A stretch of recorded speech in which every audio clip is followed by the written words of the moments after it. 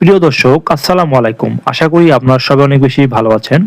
আজকে আমি কথা বলবো ঠাকুরগাঁও ১ আসন নিয়ে। এই আসনে মোট ভোটার রয়েছে ৪,৮০,০০০ এবং পুরুষ ভোটার রয়েছে ২,৪০,০০০ এবং নারী ভোটার রয়েছে ২,৩৯,০০০ একটু বেশি এবং হেজা ভোটার রয়েছে মাত্র ৪ জন। বাংলাদেশের ৩০০ আসনের মধ্যে এই আসনটি হচ্ছে ৩ নং আসন এবং ঠাকুরগাঁও জেলার যে সদর উপজেলা রয়েছে সেটি নিয়ে গঠিত। ঠাকুরগাঁও ১ আসন এটি রংপুর বিভাগের মধ্যে এবং রংপুর বিভাগ হিন্দু অধ্যুষিত বেশি। আপনারা জানেন ঠাকুরগাঁও ১ আসনে প্রায় ১ লাখের মতো হিন্দু ভোটার রয়েছে। ৪,৮০,০০০ মধ্যে ১ লক্ষ নারী ভোটার রয়েছে। এই আসনে লড়বেন বিএনপির যে বর্তমান মহাসচিব রয়েছেন মির্জা ফখরুল ইসলাম আলমগীর এবং শিবিরে ঢাকা বিশ্ববিদ্যালয়ের সভাপতি এবং ঢাকা দক্ষিণের সেক্রেটারি জেনারেল দেলোয়ার হোসেন। এই আসনে দুজন ব্যক্তি অনেক হেভিওয়েট প্রার্থী। ঠাকুরগাঁও ১ আসনে বর্তমান সময়ে আমরা দেখতে পাই বিভিন্ন মাধ্যমে সবচেয়ে বেশি লড়াই হবে বলে অনেকেই মনে করেন। বিগত সময়ে দেখতে পেয়েছি আওয়ামী লীগের রমেশ চন্দ্র সেন এই আসনের এমপি ছিলেন। হিন্দু অধ্যুষিত হওয়ায় রমেশ চন্দ্র সেন আওয়ামী লীগের ভোট পেয়ে এবং হিন্দুদের ভোট পেয়ে তিনি বিজয় লাভ করেন। আপনারা জানেন ঠাকুরগাঁও ১ আসন অনেক জনপ্রিয় একটি আসন এবং ৩০০ আসনের মধ্যে ৩ নং আসন। বিষয়টি অনেক কিন্তু গভীরে চলে গিয়েছে। আপনারা জানেন বর্তমান সময়ে ঠাকুরগাঁও যে ১ আসনে নির্বাচন করছেন মির্জা ফখরুল ইসলাম আলমগীর, তিনি কিন্তু ইতিমধ্যে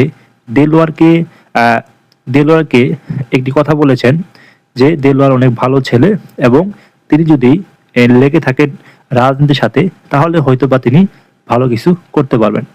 এবং তিনি আরো বলেন দেলোয়ার যদি আমাকে সুযোগ দেয় তাহলে আমি অনেক কৃতজ্ঞতা লাভ করব।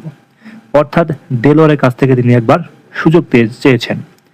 তার মানে মির্জা ফখরুল ইসলাম আলমগীরের কথা থেকে আমরা বুঝতে পারি সেই আসনে মির্জা ফখরুল ইসলাম আলমগীর কতটা চাপে রয়েছেন এবং সেখানে জামায়াতের যে প্রার্থী রয়েছেন দেলোয়ার হোসেন তিনি কতটা সুযোগ সুবিধা নিয়ে রাজনীতি মাঠে লড়ছেন। সেটি কিন্তু আমরা মির্জা ফখরুল ইসলাম আলমগীরের যে কথা বলেছেন তার থেকেই বুঝতে পারি। এবং জামাতের যে লোকজন আছে তারা কখনো জমি দখল করেনি, হিন্দুদের ওপর আক্রমণ করেনি, কিন্তু সেই আসনে হিন্দুদের ভোটার রয়েছে প্রায় ১ লাখ। সেজন্য জামাতের যে প্রার্থী রয়েছেন দেলোয়ার তিনি মনে করেন এখানে যে হিন্দু যে অধ্যুষিত এলাকা রয়েছে তারা আমাকে ভোট দিবে এটি আমি আশা করি। সেজন্য জামাতের যে প্রার্থী রয়েছেন তিনি অনেক হেভিওয়েট প্রার্থী।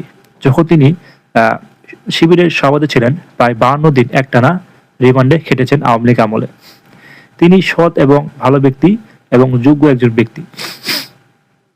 তার জন্য সেই এলাকায় অনেক জনপ্রিয়তা বেড়েছে শুধুমাত্র মজলুম হওয়ার কারণে। সে সময় মির্জা ফখরুল ইসলাম আলমগীর তিনিও কিন্তু মজলুম ছিলেন। তিনি আওয়ামী লীগের সময় বিভিন্ন সময় জেলে গিয়েছেন কিন্তু আবার মুক্তিও পেয়েছেন। অনেকে মনে করেন মির্জা ফখরুল ইসলাম আলমগীর লেয়াজু করে চলেছেন আওয়ামী লীগের সাথে, সেজন্য জেলে গেলেও ১ সপ্তাহ বা ২ সপ্তাহ পরে তিনি আবার মুক্তি পেত, এটি অনেকে মনে করেন। এই রংপুর বিভাগে ঠাকুরগাঁও ১ আসন বাংলাদেশের মধ্যে ঝুঁকিপূর্ণ বলা চলে, তবে জামাতের যে প্রার্থী রয়েছেন তিনি অনেক শান্ত স্বভাবের এবং মির্জা ফখরুল ইসলাম আলমগীর তিনি অনেক ভালো মানুষ। সেজন্য সেই আসনে যদি তারা একে অপরকে শ্রদ্ধা করেন বা স্নেহ করেন তাহলে সেই আসনে কিন্তু সহিংসতা হবে না। কিন্তু এই আসনে যদি দুই পক্ষ যদি নমনীয় না হয় তাহলে কিন্তু সেই আসনে সহিংসতা হওয়ার সম্ভাবনা সবচেয়ে বেশি। কারণ সেখানে যে দুটি প্রার্থী রয়েছেন তারা দুজনেই অনেক হেভিওয়েট প্রার্থী, কেউ কাউকে ছাড় দেওয়ার মতো নয়। দুজনেই ঢাকা কেন্দ্রিক বা ঢাকার মধ্যে ঢাকা রাজধানীর মধ্যে রাজনীতি করে বড় হয়েছেন, রাজনীতি শিখেছেন। দুজন ব্যক্তি কিন্তু অনেক মেধাবী ব্যক্তি।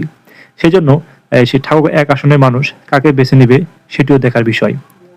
সেই আসনে কে জিতবে সবার চোখ থাকবে ঠাকুরগাঁও ১ আসনে।